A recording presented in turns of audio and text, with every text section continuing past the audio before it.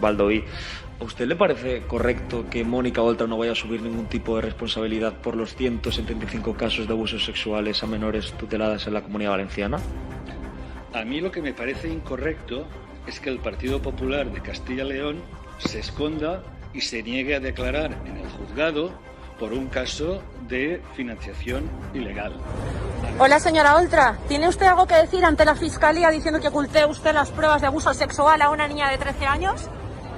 La Fiscalía dice que ocultó usted las pruebas del abuso sexual de su exmarido a una niña de 13 años. ¿Tiene algo que decir en nombre de las mujeres y de la protección a las mujeres, señora Oltra? Señor Baldoví, para EDA TV, ¿usted condena que la vicepresidenta de la Generalitat Valenciana, Mónica Oltra, y compañera de partido, ocultase pruebas del abuso durante meses que sufrió una menor y por el hecho por los cuales fue condenado su exmarido, por aquel entonces marido, y que también se fabricase un informe parajudicial para desacreditar a la víctima?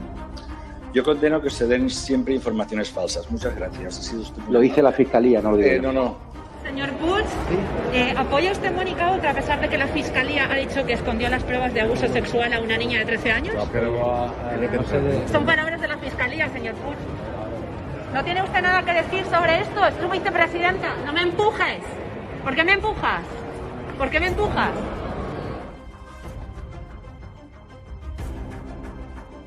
¿Por qué envían al hospital de Torrevieja a la gerente y a la directora de Recursos Humanos para pedir el contrato de la niña abusada por su marido?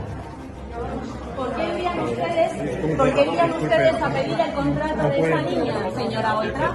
No puedo entrar. Sabes que no puedes entrar. Perfecto. Ya está hecho, tranquilo. Perdón. Yo he solicitado esa acreditación y la señora Oltra y sus trabajadores no me contestan. ¿Dónde está ese protocolo de prensa? Por favor, ¿me puede indicar dónde está? Por motivo de seguridad yo no puedo enseñar un protocolo, una planificación de seguridad. No te lo puedo enseñar. Pero vamos a ver. Solicítelo. Pero si soy periodista y quiere que me acredite.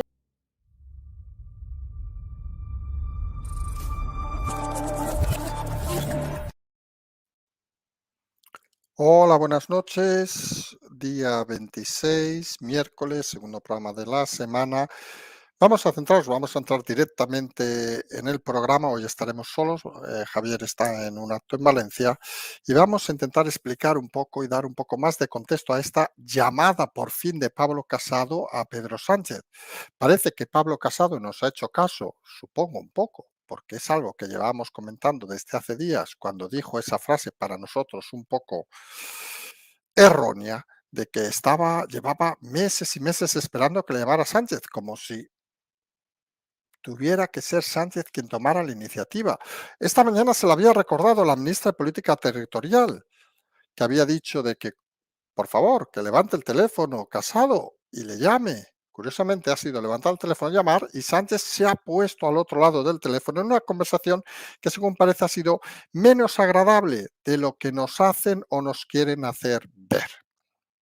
La realidad, por un lado, ha explicado la conversación Pedro Sánchez curiosamente, y es muy curioso. Casado se ha quedado en ese momento, digamos, como en ese revival de decir, ya estoy satisfecho con llamar, ¿para qué tengo que explicar nada? Y se ha comido la explicación de Sánchez como si fuera la buena e única. Y Sánchez ha dicho directamente tres cosas. Primero, ha confirmado la llamada diciendo que agradecía, ojo, a todos los grupos políticos su apoyo al tema de Ucrania. También ha dicho al Partido Popular. Y ha dicho que agradecía la unidad de todos los partidos en este tema. Suponemos, para Sánchez, unidad de todos debe ser de los que están a favor, no de los que están en contra. Ya saben estas cosas que le acostumbran a pasar al señor Pedro Sánchez, de que ve unas cosas diferentes a las reales en cualquier momento. Luego ha recordado dos cosas, según él, importantes al señor Pablo Casado en la llamada, donde curiosamente la iniciativa, creemos algunos, la debía tener Pablo Casado, porque si no tenía la iniciativa, no se entiende que los argumentos fundamentales los haya dado el presidente Pedro Sánchez. Eso quiere decir, una, o que ningunea directamente a Casado, o dos, que Casado ha llamado por llamar sin prepararse ni la llamada. Y le ha recordado el presidente que era feo, según él, el acoso a los fondos europeos que había desmentido la propia Unión Europea, según él, en el día de ayer, la realidad, insistimos, es que los fondos destinados a España no se están gastando y ahí cada uno puede entender lo que quiera, pero para nosotros es un claro ejemplo de incompetencia. Y luego Pedro Sánchez pedía en esa llamada, curiosamente, recordemos, de Pablo Casado, que, hombre, que el Partido Popular intente llegar a algún tipo de acuerdo con la reforma laboral, que no vote no por votar no, que al menos se abstenga. Hombre, conociendo al Partido Popular de Pablo Casado, son capaces de abstenerse, hay que decirlo así de claro, porque algunos no acabamos de entender qué posicionamiento tiene el equipo de Pablo Casado en estos temas, porque si son incapaces de ver, y lo hemos explicado en repetidas ocasiones, ya que parece que nos escuchan para llamar, estaría bien que nos escucharan también para estos temas, que lo que se va a votar el día 3 no es tanto la reforma laboral, que es importante, obviamente, nadie lo va a negar, sino se va a votar la confianza o no con el partido de gobierno. Nosotros en ese sentido llevamos días diciendo que hay políticas que no se entienden, como por ejemplo la de UPyN con los diputados Sayas y Adanero, que van a votar a favor. Y pensamos que deberían pedir explicaciones los votantes de UPyN, que en el fondo parecía una ramificación del PP, porque esta votación no va tanto de la reforma en sí, sino va más de dar un pequeño toque de atención. Decimos pequeño porque la oposición es la que es en este país y tampoco puedes dar un gran toque de atención al gobierno de Sánchez de alguna manera. Y pensamos que con la votación de la reforma laboral, la no aprobación del Real Decreto, que recordemos se ha de confirmar en el Congreso, podía ser un primer golpe interesante. Pero claro, eso sería política, señor Casado. Y eso denotaría cierta inteligencia en su comportamiento y en el de sus asesores. Y parece que ese escenario no está todavía muy definido.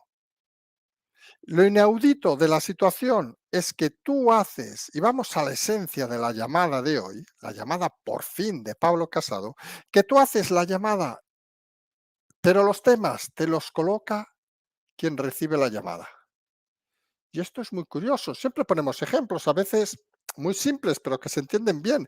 Tú llamas hace 20 años, porque esto de llamar suponíamos que podían haber hecho videollamada o vaya usted a saber qué han hecho. Pero hace 20 años, 30 años, tú llamabas, por ejemplo, a una chica que te gustaba para decirle quieres salir conmigo o algo así, y al final acabas hablando de los padres del vecino. No, señor Casado, si llamas con un objetivo, cíñete a ese objetivo en la llamada y no dejes que la conversación se distraiga en temas que curiosamente no suman a tu iniciativa. Porque la reforma laboral es un tema que parece claro, al menos algunos lo tenemos muy claro, dónde debe ser el origen de la votación. Y está claro que la respuesta o la presentación que ha hecho Sánchez no ha dejado claro que Casado le haya negado en redondo que iba a apoyar o no esa iniciativa. Y en el tema de los fondos europeos, pensamos prácticamente lo mismo. Estamos delante de ese gran engaño de Sánchez que hace ver que en Europa están encantadísimos con él, que hace ver que todos los movimientos del Partido Popular son equivocados y lo peor, que el Partido Popular recibe la bofetada y es incapaz de entender nada de nada.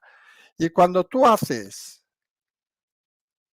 esos movimientos y tomas la iniciativa, como en el caso de la llamada, pero eres incapaz de hacer nada, pues tenemos un problema, creemos algunos, grave. Es decir, y es la sensación que decíamos desde hace días de esa falta, no sabemos si la palabra correcta será autoestima del candidato Pablo Casado, pero creemos cada vez más claro que no se cree el personaje, no confía en sus recursos. Un trilero, vamos a llamarle así, como Sánchez le lía en cualquier enfrentamiento, consigue que una llamada, que en principio es un acto a su favor, se convierta automáticamente en un reproche, tanto por los fondos europeos como por el hipotético no acuerdo de la reforma laboral, y Casado parece que no sabe salirse en esa diatriba de conversaciones, a veces parecen de bar. Y esto debe preocuparnos, que ya nos preocupa desde hace meses, porque si con los datos que tenemos de España, recuerden, el peor PIB de la Unión Europea, el peor dato de ingresos familiares de la Unión Europea y de los países de la OCDE, de los principales, como en el caso del PIB, obviamente, el peor dato de las valoraciones de empresa en la época de la pandemia. Con todos esos datos, negativos no, los peores, la oposición lo único que ha aspirado es hacer una puñetera llamada en tantos meses. Hombre, Casado, está muy bien sonreír en las fotos y todas esas cosas, ponerse el nudo de la corbata bien o mal, está muy bien, pero algunos creemos que cuando uno aspira a gobernar un país, cuando uno aspira a ser gobierno, debe aspirar a algo más que a limitarse a la satisfacción de decir que por fin me he decidido a llamar. Porque esto, señor Casado, aunque usted no lo entienda, no va de llamar. No, no, no, no. Va del concepto y la fuerza que tiene uno para poder llamar. Aquellos que hemos gestionado temas infinitamente complicados, sabemos que en muchas ocasiones la actitud ante una llamada es fundamental. La autoconfianza hacia dónde vas a llamar, hacia quién vas a llamar es fundamental. Si uno llama, como parece que es el caso, como Casado, utilicemos una palabra fea, pero a estas alturas del programa, acojonado, pues viene el otro que es más listo, que ya tiene narices ser más listo que alguien, lo de Pedro Sánchez, y le pasa como una locomotora por encima y convierte esa llamada de Pablo Casado en otro ridículo del presidente del Partido Popular. Fue ridículo alegar que no le llamaban.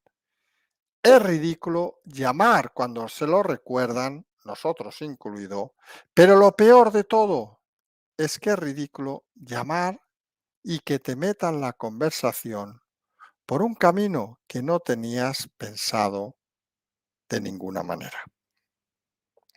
Es las cosas que tiene este líder de la oposición que parece que no es capaz de entender ninguna cosa que para algunos es bastante importante.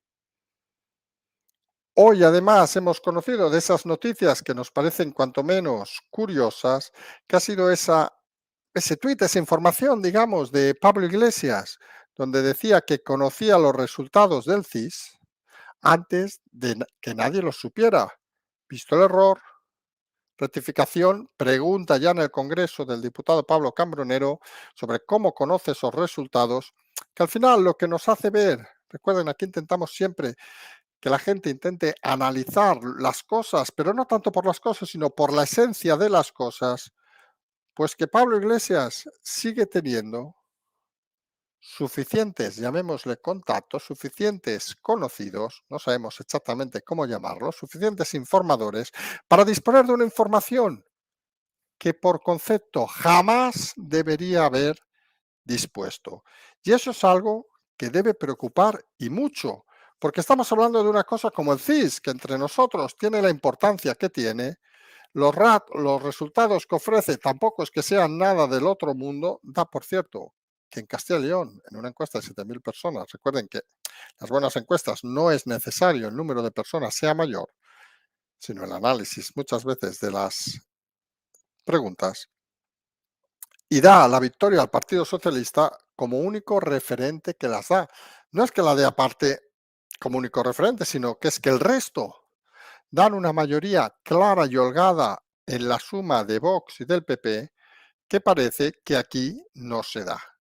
Y esa circunstancia es cuanto menos sorprendente, porque el desliz de Pablo Casado, algunos creemos, si esa hipotética encuesta masiva hubiera dado un resultado diferente, seguramente no se hubiera producido y asistiríamos al manejo de una información, presumiblemente que no debería estar en las manos de Pablo Casado, de una forma, cuanto menos, sorprendente. También hay un tema que no queremos olvidar en el día de hoy, y va a ser el último tema que vamos a tratar, que es esa cosa curiosa que hemos explicado también estos días, la inhabilitación de la alcaldesa de Alcorcón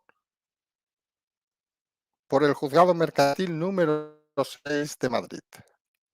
La alcaldesa ha dicho hoy que no piensa dimitir y bueno, y algunos piensan que los políticos se deben pensar que la justicia es un cachondeo o que no va con ellos. Porque si te inhabilitan de cargo público, lo normal no es que vayas a dimitir o no, es que te vayas. Hay que decirlo con todas las palabras. Y en ese sentido, parece que la alcaldesa no está por la labor.